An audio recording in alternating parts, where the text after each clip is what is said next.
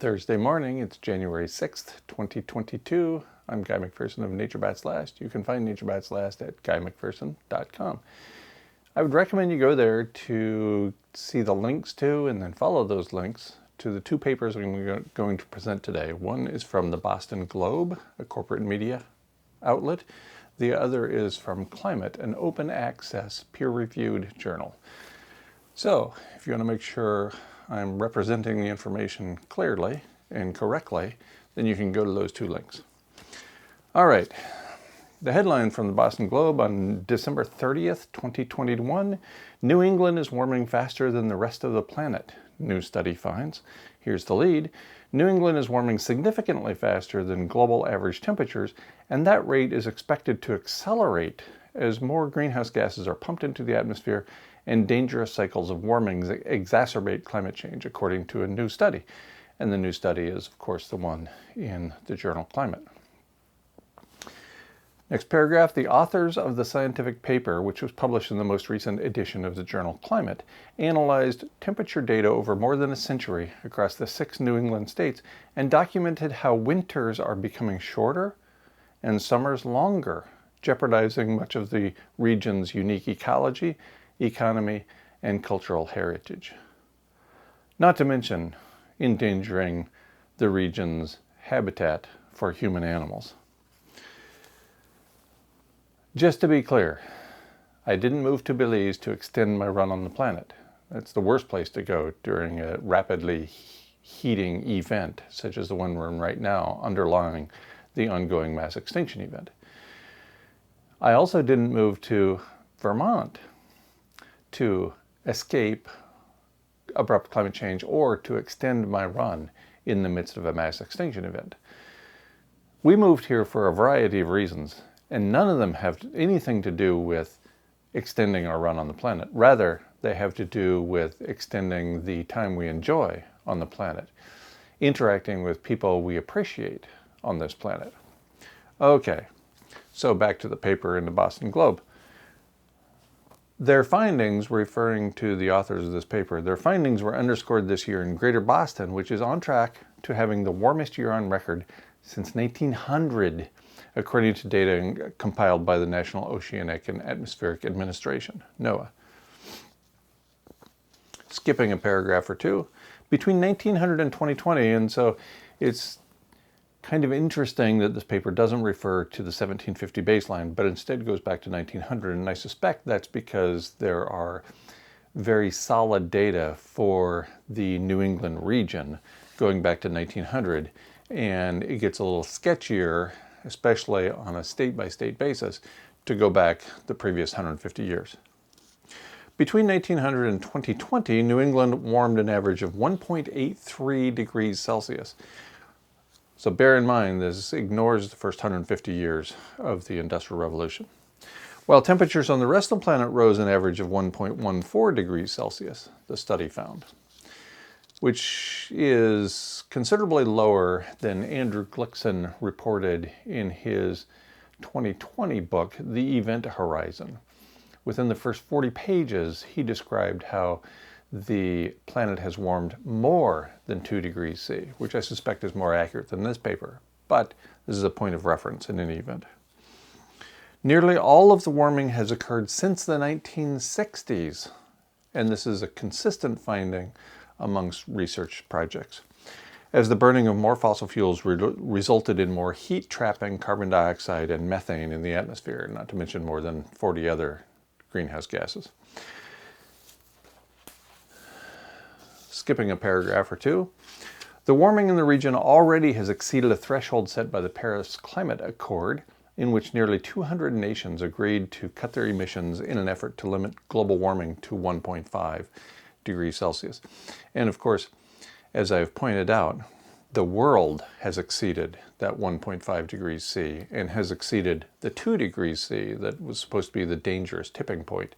Never mind that the Advisory Group on Greenhouse Gases, in their final year of operation, this is the predecessor to the United Nations IPCC, they reported that 1 degree C was the absolute upper limit that we could not surpass without triggering self-reinforcing feedback loops, and sure enough, we've triggered many at this point.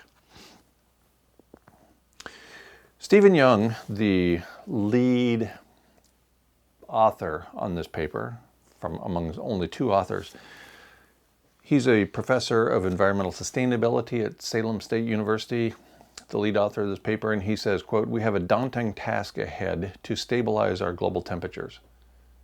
Yes, I'd say so, since we are nowhere close to stabilizing our global temperatures, and every way we know increases global temperature. So I would say this statement by Stephen Young, the lead author, is somewhere in the neighborhood of understatement of the century, maybe the millennium. A previous paper by lead author Stephen Young found New England lost an average of 6.2 days of snow covering the ground between the winters of 2001 and 2017, while Connecticut losing the most at 14.6 days. That's a lot of winter gone away. Massachusetts lost 12 days of snow covered during that period, and of course they're referring to Massachusetts because this paper is in the Boston Globe. The lack of snowfall is contributing to the region's warming, as snow reflects the sun's energy back into space, and with less snow, more sunlight is absorbed by the ground. So this is a reference to albedo. Again, Stephen Young is quoted, "This is a reinforcing feedback loop." It certainly is. It's hardly the first that I've reported based on the peer-reviewed literature. Finally, skipping ahead in this Boston Globe newspaper article, the warmer winters have allowed more invasive insects to survive in areas where they couldn't before.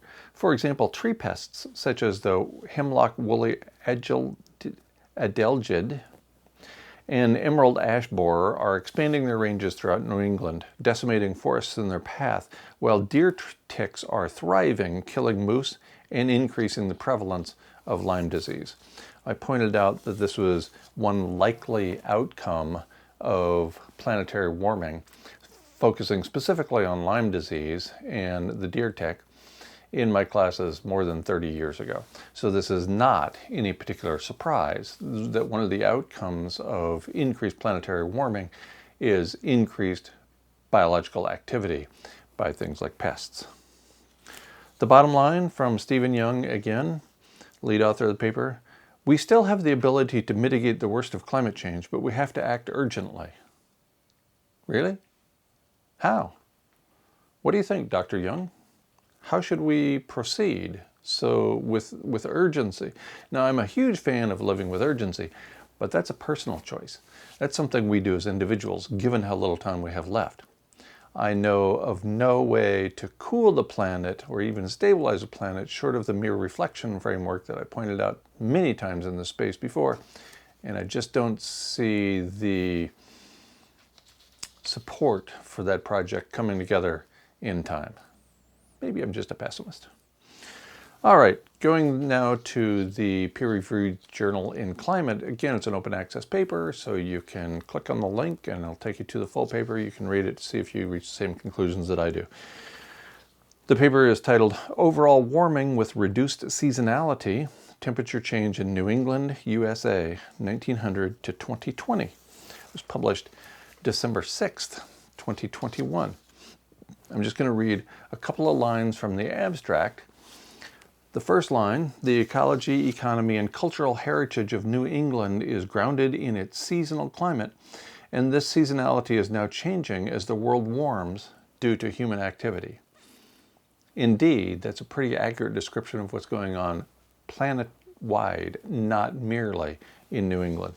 And then the bottom line from the abstract, "This warming is diminishing the distinctive four-season climate of New England, resulting in changes to the region's ecology and threatening the rural economies throughout the region."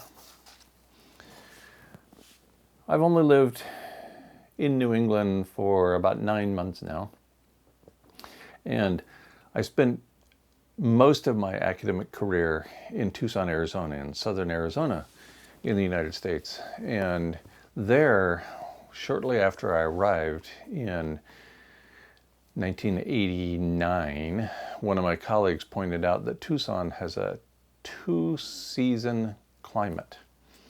9 months of summer and 3 months of hell. New England is a little different. It's cold here.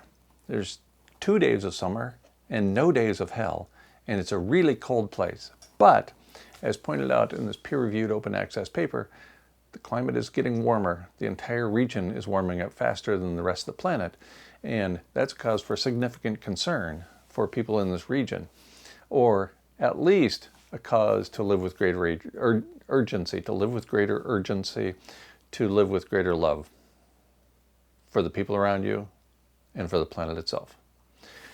Thanks very much. Thank you especially for liking, subscribing, and clicking the bell so that you'll receive notifications of future videos in this space.